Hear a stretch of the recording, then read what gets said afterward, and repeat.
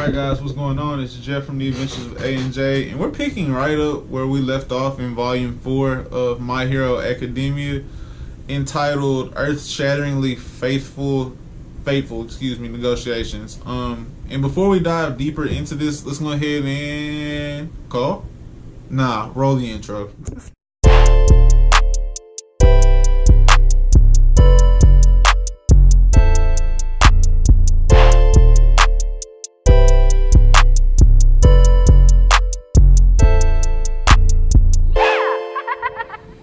Alright guys, so chapter 26 is Earth-Shatteringly Fateful Negotiations, and this isn't even so much this chapter. It's touched on a little bit in this chapter, an underlying tone of this, but what Deku is experiencing right now, what Izuku is experiencing, is the pressure of having no one to chase.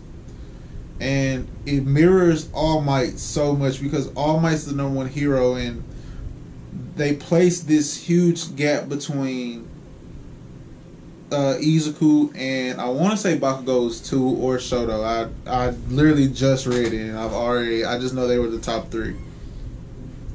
But what this is showing is the pressure of being number one, of having no one to chase but perfection, but to chase yourself, to chase attaining whatever the other goals you have set. Because if being number one is all you have, then eventually you'll be passed, because there's nothing else that you're running after. So if people are running after you, eventually they have to catch you if you're not running after anything. That's where this is all headed. And I think that's outstanding messagery by Horikoshi because of its real world applications. But it's also a very subtle mirror that, like, it's so easy to mix.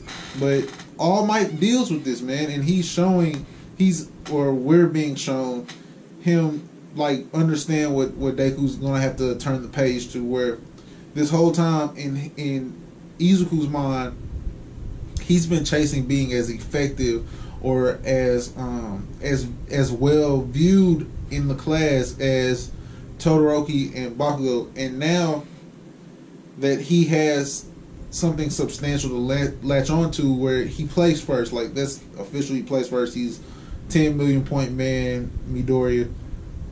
Now the tables have turned, like, the page is flipped. You have to go turn it on now.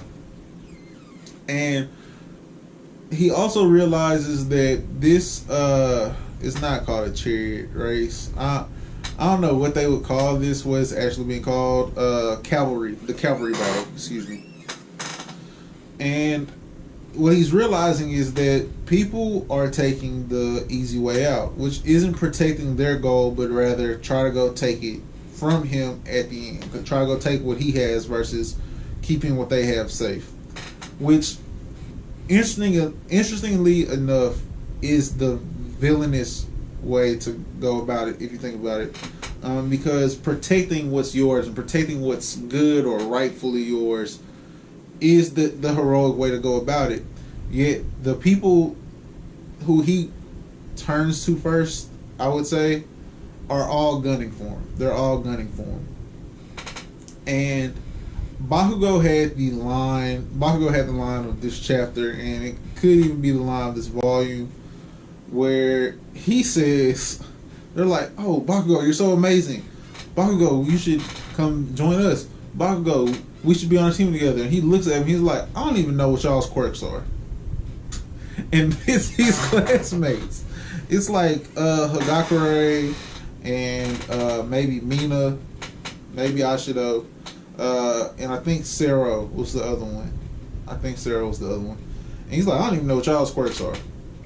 And they think about it, they're like, okay, so you saying that the class B is cool because you actually don't know their quirks, and although you could have found a nice way to say it, like, sure, we get you, but we go to school with you, like, in the same class, we're in the same homeroom, like, we did the same application test, we erased it that you did, like, you should know what our quirks are. He's just like, what's up? Like, I'm Bakugo, I'm here.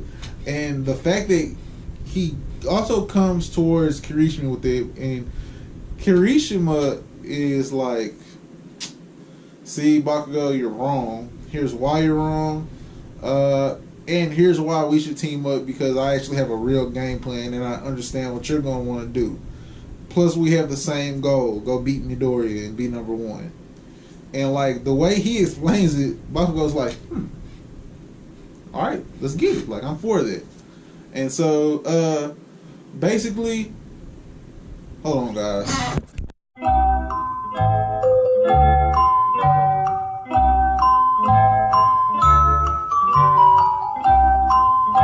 Alright, guys, sorry, I don't really know where I left off. My bad on the technical difficulties. But Kirishima and Bakugo is a dangerous team because both their quirks are extremely combat applicable. They're both very good at using their quirks in unique ways. Bakugo especially. Kirishima is getting there, but like his quirk only has so much difference they can make, especially with someone on the playing field that basically has the same quirk as him. Midoriya comes to ask Trash for Ida, same person, to ask Ida for to be on his team, and Ida ballsily enough it declines because he realizes that he's kind of riding Midoriya's coattails, which is interesting because Midoriya was scared of him for like the first 8 chapters, but he's riding Midoriya's coattails, and he's like,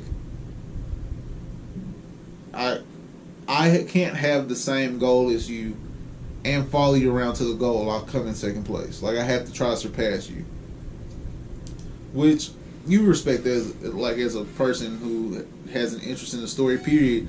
You have to respect that as a man. Like, honestly, and it's all in competitive spirit that he says it, but you can't expect him to go be a hero of any value by following Midoriya around, because he'll just be a worse off version of Midoriya. Midoriya's team is extremely interesting because Mai is not a hero. In fact, she's the only person from the support course that we've seen featured in the second phase of this. We didn't see anyone really talked about in the first competition, but in the second level competition, the Calvary battle, she's the only one that made it that we know of from the support course. And the only reason she even teamed up with Midoriya in the first place is because Midoriya is going to get spotlight, and she wants her equipment she designed to get some shine as well. So she has teamed up with Midoriya. Uraraka is teamed up with Midoriya.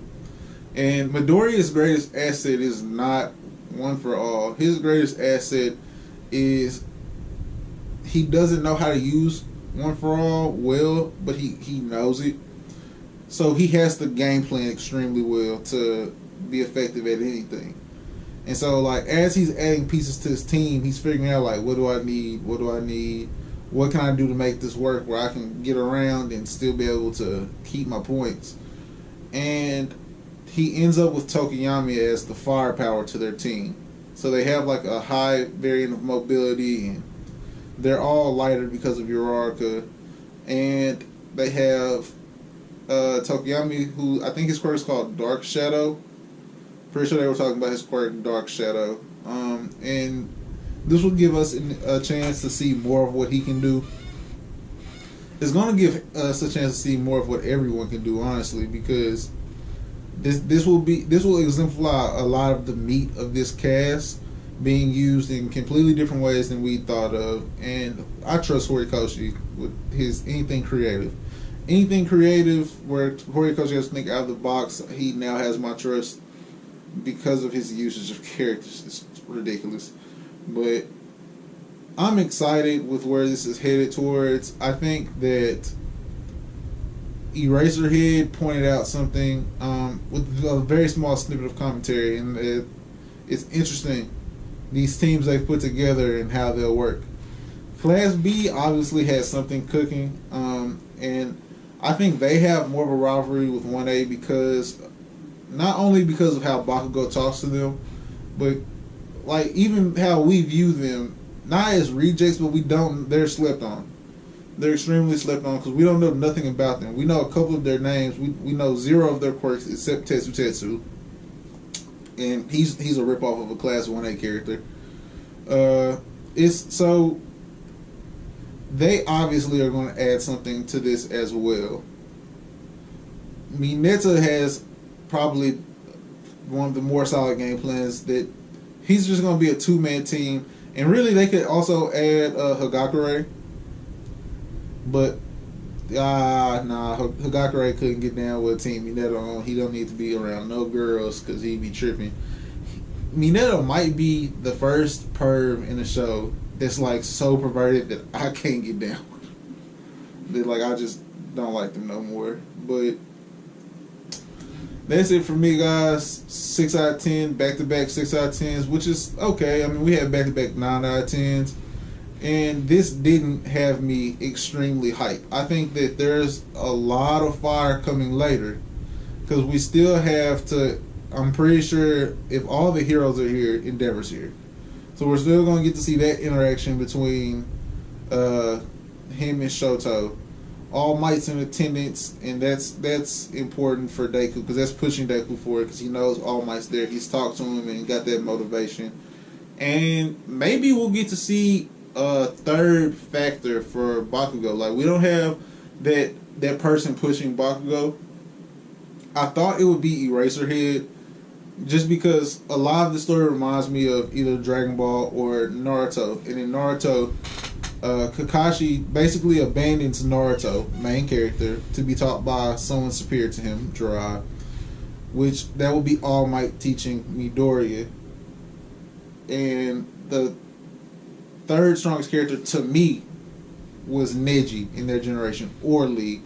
Either way, they were both taught by Guy. Neji less than Lee, but both taught by Guy. So all Kakashi had to focus on was Sasuke, and him being their first teacher, their first real teacher. I felt like Eraserhead would do that with Bakugo, like take Bakugo under his wing. But maybe we'll find someone else in this arc, because that seems to be like another underlying theme, along with the pressure of being number one. A second underlying theme seems to be like the father figure motivating factor, and it's really just those two characters. But those are two of the big three characters that we've had pushed to us up to this moment. So that's gonna be it from me, guys. Enough rambling. Like, comment, share, subscribe. 6 out of 10 once again. Positive thoughts with everything you got going on.